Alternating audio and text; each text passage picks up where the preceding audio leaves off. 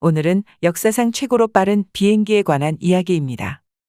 어떤 비행기는 총알보다 빠르고 어떤 비행기는 우주라고 불리우는 고도에까지 오른 비행기도 있습니다. 모두 시대적 요구와 자국을 보호하기 위해 만들어졌지만 그 뒤에는 많은 이들의 희생이 뒤따랐죠. 그런 희생을 바탕으로 지금날의 항공기술이 존재하는 것입니다. 지금부터 총 7대의 가장 빠른 비행기를 알아보겠습니다. 7위는 구소련의 미그 25 팍스벳입니다. 냉전 초기 소련은 넓은 국토 때문에 감시해야 할 방공망이 방대했고 미국은 당시 소련까지 넘어가 핵폭탄을 투하할 폭격기를 이미 갖추고 있었죠. 이에 소련은 빠른 속도로 대양을 넘어오는 서방의 폭격기를 요격할 요격기의 필요성이 절실했습니다. 이에 1959년부터 요격기 개발에 착수하여 1964년 시범 비행기인 Y155P1이 첫 시험 비행을 합니다. 이어 1967년 10월 혁명 에어쇼 마지막 순서로 세기의 미그 25를 공개했고 당시 서방은 이 새로운 형태의 소련 요격기에 큰 충격을 받습니다. 이후 1969년부터 초도 양산이 시작되었으며 처음에는 매월 100대씩 만들어내면서 1984년까지 총 1186대를 생산해냈고 이를 소련 방공망 곳곳에 빠르게 배치하게 됩니다. 미그 25의 길이는 24m에 무게는 약 20톤이며 최고 속도는 마하 2.83, 이는 시속 3,495km입니다. 일부에서는 F-14, F-15 등과 비교하여 속도만 빠르고 실제 전투 성능은 떨어지는 실패작이라는 평가도 있지만 소련과 같이 광활한 국토를 지키면서 폭격기를 잡는 요격기로서의 목적에는 적합하다는 평이 지배적입니다. 미그 25는 1970년대 미군의 주력 전투기인 F-4보다 훨씬 뛰어난 전투기였기에 서방 측이 공포심을 느끼는 것은 당연했죠. 어쨌든 소련이 아닌 제3의 국가들에서 요격기 외의 용도로 운용되면서 성능에 걸맞는 전과를 보여주지 못해 실패작이라고 보는 시각도 있지만 방어적 요격 임무에 특화되어 쓰였다면 꽤 괜찮았을 전투기로 보는 시각이 많습니다. 그렇기 때문에 러시아에서도 미그 25의 컨셉을 이어받은 미그 31을 실전 배치하고 있죠. 만약 미그 25가 실패작이었다면 미그 31 또한 나오지 못했을 테니까요. 다음은 러시아의 미그 31 팍스 하운드입니다. 미그 31은 1981년 등장한 러시아 미그 설계국의 요격기로 기본 개념은 미그 25와 마찬가지로 광활한 러시아 영공을 방어하기 위해 만들어진 기종입니다. 초기형의 경우에는 공대지 공격 능력이 미그 25보다도 부족한 전형적인 요격기였습니다. 그 대신 모든 성능을 공중전에 집중한 만큼 요격기로서는 상당히 강력한 공대공 전투 능력을 보유하고 있죠. 특히 미그 31의 자슬론 레이더는 세계 첫 전투기용 위상 배열 레이더로서 뛰어난 탐지거리 및 동시 추적 교전 능력을 보유하고 있었으며 데이터 링크 능력도 상당하여 S-300과 같은 지상방공 시스템들과의 연계로 러시아 상공을 수호할 최고의 전투기라고 평가받습니다. 총 519기가 생산되어 러시아 항공우주군이 240기, 구소련 시절 배치되어 있던 30여 기를 그대로 승계한 카자흐스탄 공군만이 운용 중으로 타국에 수출된 적은 없습니다. 한때 북한이 비밀리에 도입했다는 설이 있었는데 사실은 미그 21 10여 대를 중고로 들여온 것을 잘못 안 것이었죠. 미그 31의 길이는 23m에 무게는 약 46톤, 항속거리는 3,300km에 달하죠. 최고 속도는 저공비행 시 마하 1.5이며 고공비행 시에는 마하 3.0으로 이는 시속 3,705km입니다. 현재 러시아군의 주력 요격기는 미그 31의 최신 개량형인 미그 31BM으로 요격기로서의 운용만이 아니라 전폭기로서의 운용도 염두에 두어 본래 부족했던 공대지 공격 능력도 어느 정도 강화하고 있으며 이러한 지속적인 개량을 통해 러시아군은 미그 31을 2030년까지 유지할 예정으로 이후에는 6세대 전투기인 미그 41로 대체할 예정입니다. 5위는 미국의 XB-70 발키리입니다. 소련의 영토를 마하 3으로 논스톱 횡단할 수 있는 폭격기를 만들라는 당시로서는 기상천외한 요구와 함께 1960년에 제작을 시작한 전투기입니다.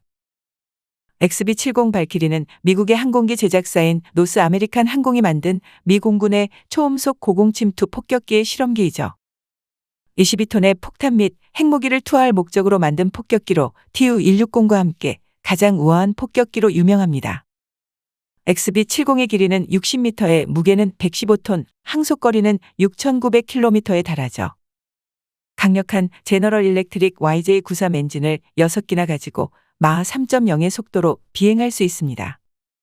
1964년 2대의 시제기가 생산되었는데 1966년 6월 8일 비행사진을 찍던 중 F104와 충돌하면서 시제기 2호가 추락해 개발이 중단되었고 1969년을 끝으로 더 이상 날 수 없는 비행기가 되고 맙니다. 촬영을 위해 밀집편대 비행 후 편대를 풀다 오른쪽 날개 쪽에 있는 F104와 충돌하죠. 추락사고 이후 XB-70이 재개하지 못하게 된 배경에는 초음속 폭격기에 대한 회의적인 전망이 있었습니다. XB-70은 고고도에서 초음속으로 침투, 목표를 타격하고 빠르게 폭격 지점을 벗어나는 것이 목적이었으나 방공망이 빠르게 발달하고 가성비마저 떨어지자 점점 그 효용성이 의심되는 처지였죠. 거기에 더해 레이더나 지대공 미사일 등의 기술 발달로 XB-70이 추구한 고속 고고도 침투보다는 초저공 침투가 폭격에 더 효과적이라는 폭격기 전술의 변화가 일어나며 1964년 F-111이 개발되고 있었기에 XB-70 프로젝트는 취소되고 맙니다. 다음은 미국의 벨 X2 스타버스터입니다. 연구 전용으로 제작된 이 항공기는 모든 속도 기록을 무시하고 초음속 비행에 도달하기 위해서만 개발되었죠. 로켓 엔진으로 구동되는 벨 X1은 개발된 시리즈의 첫 번째 항공기였습니다. 그리고 이 항공기는 최초로 음속보다 빠른 비행기가 되었습니다. 벨 X1의 성공에 힘입어 이전 모델보다 더 발전되고 더 강력한 버전의 벨 X2가 개발됩니다. 스타버스터라고 불리는 이 실험적인 항공기는 길이 12m에 무게는 5.6톤이며 최고 속도는 무려 마하 3.15, 이는 시속 3,952km입니다. 이 속도를 내기 위해 엔지니어는 고속으로 비행할 때 발생되는 마찰열을 극복하는 것에 집중했죠. 이를 위해 X2는 구리와 니켈 합금 그리고 스테인리스 강으로 제작되었으며 안정성을 더하기 위해 낙하산을 탑재한 파일럿 배출 시스템도 장착하였습니다. 실험용 로켓 비행기를 테스트하기 위해 미국의 전략 폭격기인 보잉 B-50 슈퍼포트리스가 결정된 고도에 도달할 때까지 1시간 이상 X2를 운반하도록 하였으며 1952년 6월부터 1956년 9월까지 7번의 활공 비행과 10번의 동력 비행을 수행하였습니다. 조종사들은 이 실험적인 항공기를 타고 이전에 기록된 적이 없는 고도와 속도에 도달하여 역사를 새로 썼습니다. 하지만 이러한 성과에는 엄청난 대가가 따랐습니다. 1956년 경험 많고 용감한 조종사인 캡틴 멜 앱트는 X2로 마하 3.2의 속도에 도달한 후 몇 분 만에 비극적인 사고로 목숨을 잃습니다.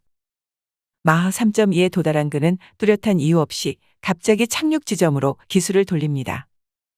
사건을 목격한 목격자들은 그가 되돌아갈 연료가 부족할 것에 대비해 기술을 급하게 돌렸을 거라고 생각합니다. 이 예상치 못한 조종으로 항공기는 통제 불능 상태가 되고 조종사가 사출 캡슐을 발사했지만 낙하산을 펼치기에는 너무 늦었죠. 앱트의 마지막 무선 전송은 그녀가 간다였으며 X2는 추락했습니다. 이 치명적인 사고 이후 미 공군은 X2 프로그램을 취소했습니다. 3위는 미국의 제트 전투기 YF-12입니다. 1950년대 후반과 1960년대 초반에 미 공군의 F-106 델타 다트 요격기를 잠재적으로 대체하기 위해 개발되었습니다. YF-12는 마하 3을 넘는 최고의 초음속 비행 능력을 자랑하죠. 그 덕분에 그 당시 약 1,500만에서 1,800만 달러를 호가했습니다. 현재 가치로 치면 1억 1,500만에서 1억 3,800만 달러로 F-22가 1억 6,400만 달러인 점을 감안하면 엄청 비싼 비행기입니다. 물론 웬만한 미사일보다 빠르게 도주하는 당대의 YF-12의 성능을 감안하면 그 가치는 충분하죠. YF-12의 길이는 31m에 무게는 약 27톤, 날개 길이는 17m에 달하죠. 강력한 J58 터보제트 엔진 2개를 가지고 마하 3.35, 즉 시속 4,137km의 속도로 비행할 수 있습니다. 1963년 시험기 세대를 선보였으며 같은 해 8월 첫 비행을 하였죠. 계획대로였다면 93대의 YF-12가 생산되어 미항공우주 방위사령부에 배치되었겠지만 시험기 3대밖에 생산하지 않은 이유는 베트남 전쟁의 전비를 우선해야 한다는 주장에 따라 1968년 1월 YF-12의 계획은 중단되고 맙니다. 다음은 미국의 SR-71 블랙버드입니다. 냉전시대 미국은 소련을 감시하기 위해 U-2 정찰기를 만들지만 소련의 방공망에 걸려 추락하는 사고가 발생합니다. 이에 높게만 비행하는 U-2의 단점을 보완하기 위해 신개념의 정찰기를 개발하기 시작하죠. 이 사업에서 가장 중요한 성능은 생존성이었는데 U-2를 개발한 로키드는 U-2만큼 높은 고도에서 U-2와는 비교도 못할 속도로 빠르게 날 수 있는 정찰기를 제안해 미국의 CIA를 설득합니다. SR-71의 길이는 33m에 무게는 약 27톤, 항속거리는 5,400km에 달하죠. 최고 속도는 마하 3.5, 즉 시속 4,322km의 속도로 비행할 수 있습니다. 또한 이런 속도로 날면서 동시에 매우 높게 비행했는데요. 고도 26km까지 비행이 가능했습니다. 이렇게 빠르게 비행하다 보니 공기저항으로 발생하는 230에서 260도의 마찰열을 견뎌야 했죠. 그래서 일반 항공기에는 잘 사용되지 않는 티타늄을 이용해 기체를 제작했습니다. 이렇게 티타늄과 검정색의 도료를 사용해 기체가 가열되는 것을 견딜 수 있었습니다. SR-71은 정찰기답게 엄청난 성능의 카메라도 장착했는데요. 26km 상공에서 골프공을 식별할 정도였죠. 그 덕분에 매우 비싼 제작 비용에도 불구하고 32대의 SR-71이 생산되었으며 베트남 전쟁에서 수많은 미사일의 요격을 받았지만 단 한 발도 SR-71을 따라갈 수 없었습니다. 이렇게 최고의 정찰 능력을 가지고 있지만 미군은 1990년 SR-71을 전량 퇴역시킵니다. 첩보 위성과 무인기가 등장했기 때문이며 거기에 더해 유지비도 미국이 혀를 내두를 정도로 비쌌죠. 그 때문에 앞으로 미국의 정찰기는 무인 정찰기인 글로벌 호크가 담당할 것으로 보입니다. 1위는 미국의 노스 아메리칸 X-15입니다. X-15는 1960년대 속도와 고도의 기록을 세웠는데 비행기라기보다는 유인 로켓에 가까웠습니다. 미국 공군과 국립항공우주국에 의해 실험 항공기 X-플레인 시리즈의 일부로 운영되었습니다. 세대의 X-15가 제작되어 12명의 조종사가 총 199회의 비행을 했으며 마지막 비행은 1968년 10월이었죠. 12명의 조종사 중 8명은 고도 80km를 초과 운행하여 우주 비행사 자격을 얻기도 했습니다. 많은 X 시리즈 항공기와 마찬가지로 X-15는 B-52 모선의 날개 아래에서 투하하도록 설계되었습니다. X-15의 길이는 15m에 무게는 약 7톤이며 비행기의 모양에서 다트라는 별명을 얻기도 했죠. 1967년 역사상 최고 기록인 마하 6.7, 시속 8,274km를 달성했으며 이는 현재까지도 깨지지 않고 있습니다. 또한 X-15는 최고 고도의 기록도 가지고 있는데 1963년 8월 고도 107.8km에서 비행하여 최고도 비행 기록도 가지고 있습니다. 지금까지 총 7대의 최고 속도 비행기를 알아보았습니다. 모두 시대적인 요구와 자국을 보호하기 위한 방편으로 수많은 시험용 비행기들이 제작되었습니다. 그 과정에서 성공과 실패가 있었으며 수많은 사람들의 희생도 있었습니다. 지금도 각국은 시대적 요구와 자국의 안보를 위하여 보이지 않는 곳에서 수많은 연구를 하고 있을 것입니다. 끝까지 시청해 주셔서 대단히 감사드리며 구독, 좋아요, 알람 설정 요청드립니다.